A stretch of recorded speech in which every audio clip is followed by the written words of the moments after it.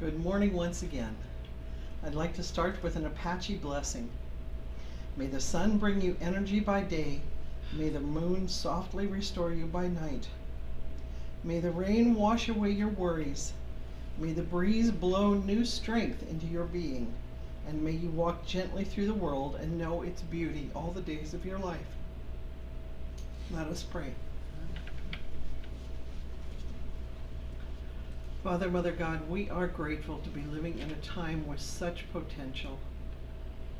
We ask now for our guides, angels, and all of those in the highest vibration to step in close around us.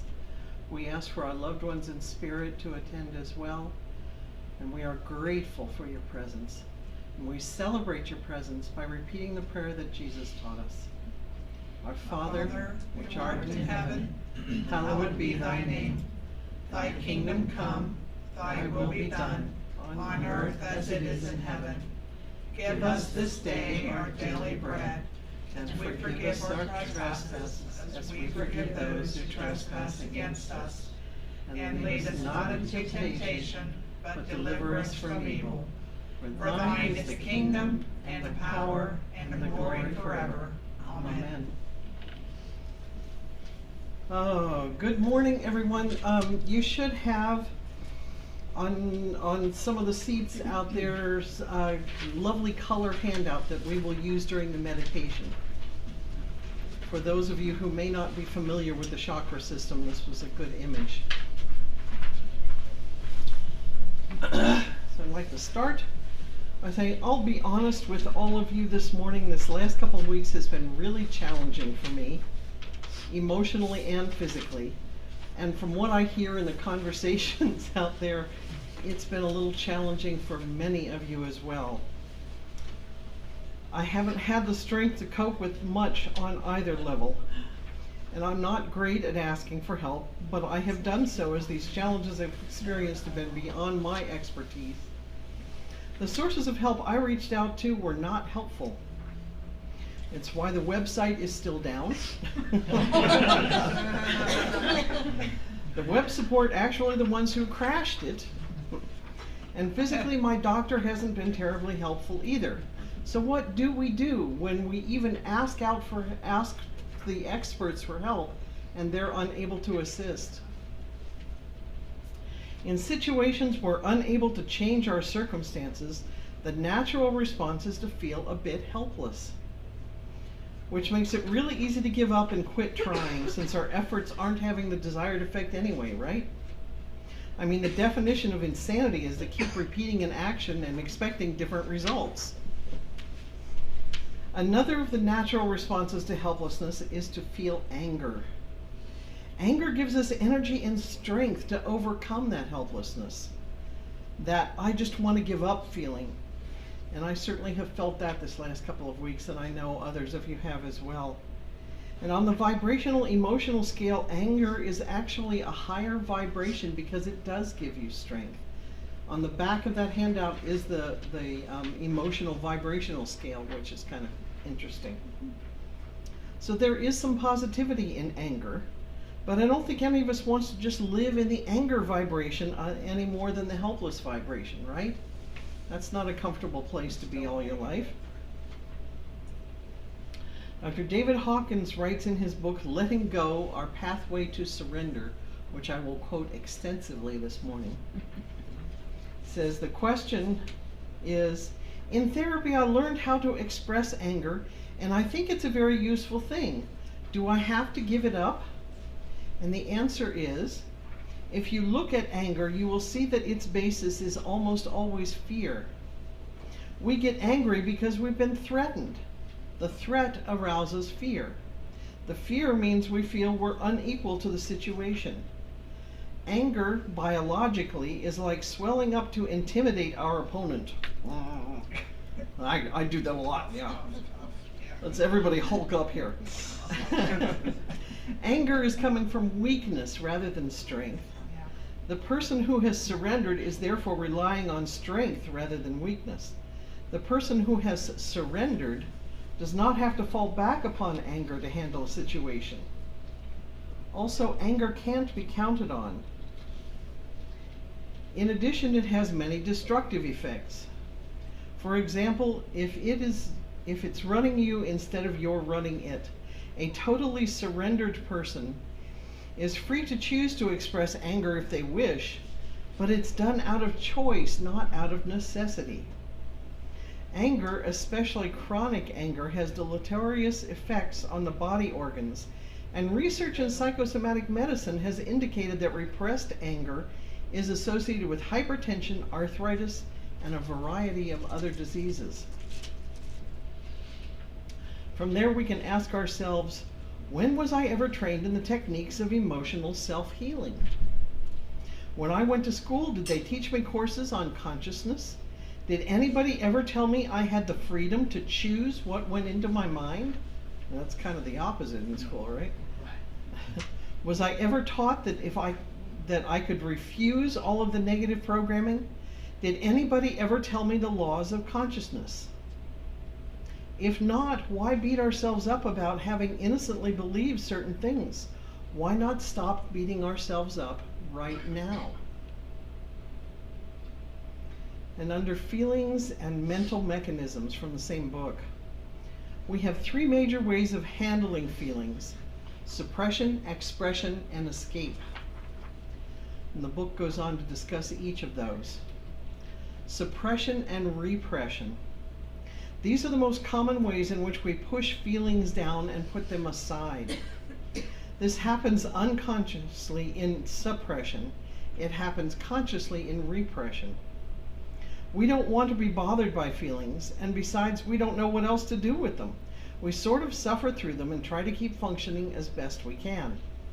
The feelings that we select to be suppressed or repressed are in accord with the conscious and unconscious programs that we carry within us from social custom and family training. The pressure of suppressed feelings is later felt in, there's a long list here, is irritability, mood swings, tension in the muscles of the neck and back, headaches, cramps, menstrual disorders, colitis, indigestion, insomnia, hypertension, allergies, and other somatic conditions. That's the pressure of suppressed feelings. When we repress a feeling, it is because there is so much guilt and fear over the feeling that it's not even consciously felt at all. It becomes instantly thrust into the unconscious as soon as it threatens to emerge. The repressed feeling is then handled in a variety of ways to ensure it stays repressed and out of awareness. How many of you talked about shadow work? That's working on clearing those repressed emotions. And with expression, with this mechanism, the feeling is vented, verbalized, or stated in body language and act out in endless group demonstrations. The expression of negative feelings allows just enough of the inner pressure to be let out so that the remainder can then be suppressed. It's very handy. This is a very important point to understand. For many people in society today believe that expressing their feelings frees them from the feelings. The facts are to the contrary. The expression of a feeling first tends to propagate that feeling and gives it greater energy. And second, the expression of the feeling merely allows the remainder to be suppressed out of awareness. The balance between suppression and expression varies in each individual depending on early training, cultural norms and mores, and the media. Expressing oneself is now in vogue as a result of a misunderstanding of the work of Sigmund Freud and psychoanalysis. Freud pointed out that suppression was the cause of neuroses. Therefore, expression was mistakenly thought to be the cure. This misrepresentation became a license for self-indulgence at the cost of others. What Freud actually said in classical psychoanalysis was that the repressed impulse or feeling was to be neutralized, sublimated, socialized, and channeled into constructive drives of love, work, and creativity. If we dump our negative feelings on others, they experience it as an attack, and they in turn are forced to suppress, express, or escape the feelings themselves. Therefore, the expression of negativity results in the deterioration and destruction of relationships. A far better alternative is to take responsibility for our own feelings and neutralize them. Then only positive feelings remain to be expressed. The third thing is escape. Escape is the avoidance of feelings through diversion. This avoidance is the backbone of the entertainment and liquor industries, and also the route of the workaholic. Escapism and avoidance of inner awareness is a socially condoned mechanism. We can avoid our own inner selves and keep our feelings from emerging by an endless variety of pursuits, many of which eventually become addictions as our dependency on them grows. People are desperate to stay unconscious. We observe how often people flick on the television set the moment they enter a room and then walk around in a dreamlike state, constantly being programmed by the data pouring over them. People are terrified of facing themselves. They dread even a moment of aloneness. Thus, the constant frantic activities, the endless socializing, talking, texting, reading, music playing, working, traveling, sightseeing, shopping, overeating, gambling, movie-going, pill-taking, drug-using, and cocktail partying. Have any of you ever been to a cocktail party? Okay, some of you have. I never have, so. Many of the foregoing mechanisms of escape are faulty, stressful, and ineffective. Each of them requires increasing amounts of energy in and of itself. Enormous amounts of energy are required to keep down the growing pressure of the suppressed and repressed feelings. There is a progressive loss of awareness and an arrest of growth. There is a loss of creativity, energy, and real interest in others. There is a halting of spiritual growth and eventually the development of physical and emotional illness, disease, aging, and premature death. The projection of these repressed feelings results in the societal problems, disorders, and the increase of selfishness and callousness characteristics in our present society. Most of all, the effect is the inability to truly love and trust another person, which results in emotional isolation and self-hatred. Wise words. All of that being said, it didn't help me a whole lot this last couple of weeks. So looking for guidance from my wonderful spirit friends, I asked, what can I do when nothing I try gets me the results I'm looking for personally? And when I look at the world around me at the moment, it's difficult not to feel overwhelmed and helpless. So very much anger and chaos surrounds us right now. And the answer that I got back very strongly was choice. Sometimes the only thing I can do is choose what I focus on, which is where I direct my energy. Our energy goes toward whatever we're focusing on, be it positive or negative.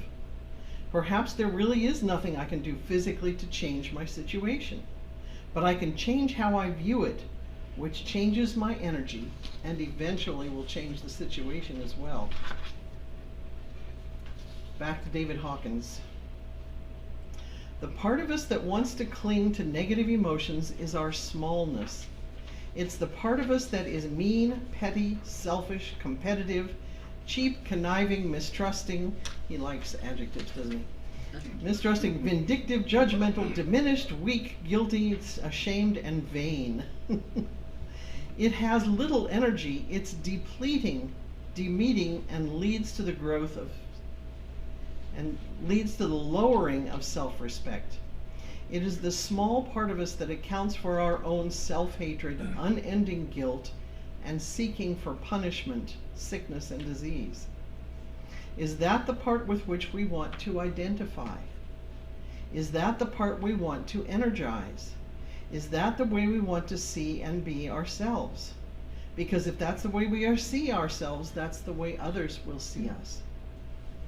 The world can only see us as we see ourselves. Are we willing to pay those consequences? One benefit from a life crisis is greater self-awareness. If the situation is overwhelming and we're forced to stop all of our divisionary games, take a good look at our life situation and reevaluate our beliefs, goals, and values and life direction. It's an opportunity to reevaluate and let go of guilt. It is also an opportunity for a total shift in attitude. Life crises, as we pass through them, confront us with polar opposites. Shall we hate or forgive that person? Do we choose to overlook the other person's shortcomings and our own, or do we resent and mentally attack them? Shall we withdraw from a similar situation in the future with greater fear, or shall we transcend this crisis and master it once and for all? Do we choose hope or discouragement? Can we use the experience as an opportunity to learn how to share, or shall we withdraw into a shell of fear and bitterness? Every emotional experience is an opportunity to go up or down. Which do we choose? That is the confrontation. We have the opportunity to choose whether we want to hang on to or let go of emotional upsets. We can look at the cost of hanging on to them. Do we want to pay that price? Are we willing to accept the feelings? We can look at the benefits of letting go of them. The choice we make will determine our future. What kind of a future do we want? Will we choose to be healed, or will we become one of the walking wounded? And that is all a matter of choice. I am currently choosing to support my body better by eating better. And if I can't fix our current website, and apparently I can't, then I can find a way to build another one. And about the outside world, I can choose what I focus on. I no longer read the news the way I once did. I find no benefit in knowing what I consider foolish and disastrous actions of the people in charge. I can pay attention to those in my life that I care about and make sure that I've done what I can to support them. So these days when I'm feeling frustrated and helpless, I stop and realize that feeling is also a choice based on where my focus is. And I give myself permission to change my focus. Yes, the sun is beautiful today. And yes, that song I'm listening to is uplifting and lovely. And that's what I wanted to share with you all today. I hope it was helpful. So the meditation today will be a little bit longer and a little bit different. Most of you, I believe, if you're here, are familiar with the chakra system. We talk about it a lot. There's a handout on several of the seats, the color handout.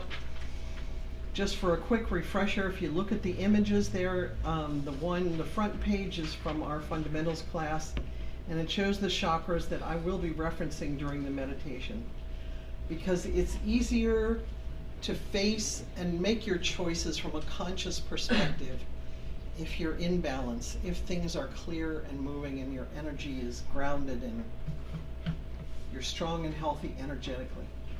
So we're going to go through a healing meditation referencing those chakras. So if we want to, no music. Yeah.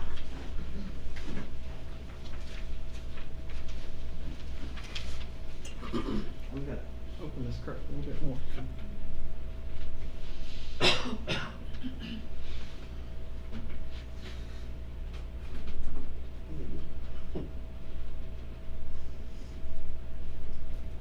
Not steadying my feet sometimes.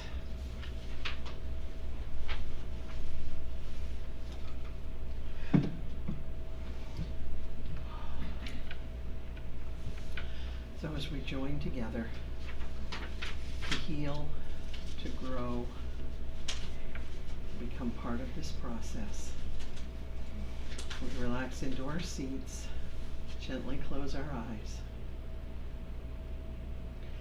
Start with 3 deep breaths, very conscious breaths. Know that you are breathing in peace and breathing out whatever stresses and distractions you have. And after those 3 deep breaths, let your breathing return to its normal rhythm. And just notice how it feels as your breath goes in and out. And on each out breath, you can feel yourself relaxing into your chair just a little bit more, knowing that you are supported, knowing that this is a safe place. Now you imagine a ball of energy from the root of your spine flowing down from there, down into the earth, as far down as you like to imagine, as far as it takes for you to feel connected and rooted and supported, knowing that the energy there will support you. And through that wonderful cord into the earth, you may imagine the loving energy of the earth flowing back up and into your body and into your root chakra. As your root glows a beautiful clear red, take a deep breath and allow that wonderful red energy to flow in and energize your root chakra, clearing all the sluggishness, clearing all the blocks that you've put there. That strength from your root chakra, beautiful glowing red.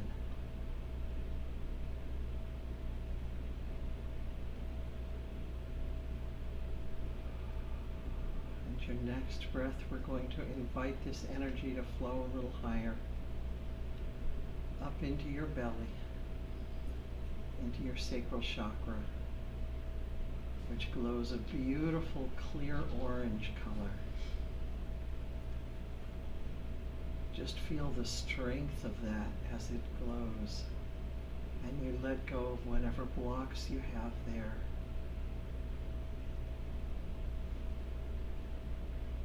There is so much power and energy in that sacral area.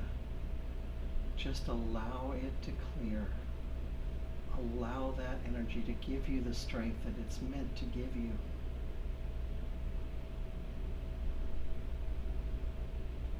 And then with your next breath, it flows up into your solar plexus, which is such a beautiful sunshine yellow color. It just lights up the room and gives you such energy. Let go of whatever blockages you have there around the solar plexus, and allow that beautiful yellow sunshine light to fill you up and clear your emotional blocks. With your next breath, that light goes higher and into your heart area, your heart chakra, which is going to glow a beautiful clear green. You can feel your heart expand as it does this,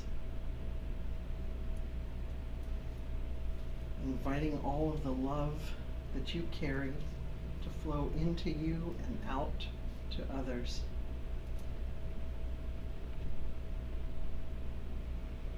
And just bask in that wonderful feeling of love as that green light gets brighter and brighter and stronger.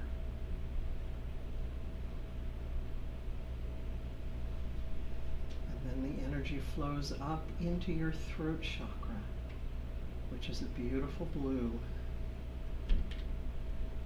And as you do that, and that connection clears all of the debris that has been blocking you from speaking love, as you're connected now to your heart chakra too.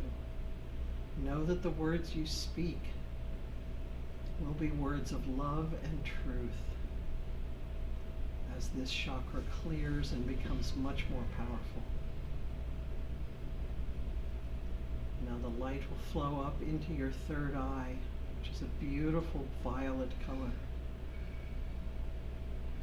And just feel that insight, the wisdom that's contained in that chakra.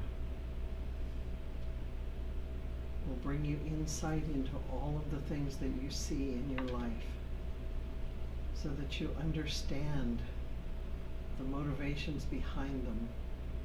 You understand what's going on. Another deep breath as the energy continues up into your crown chakra, which is a beautiful white surrounded by gold,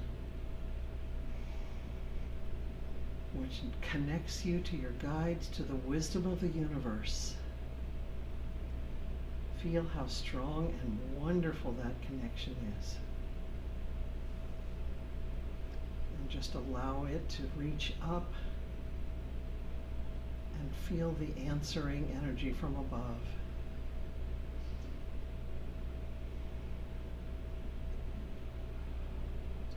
We'll just sit for a moment and allow that energy to flow up and down, all of the chakras spinning and open and clearing, bringing you strength and clarity.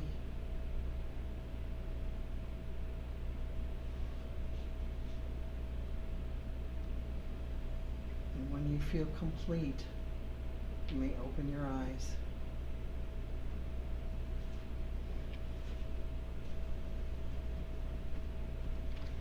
And if you've done it properly, your clown chakra should be activated. It should look just like this.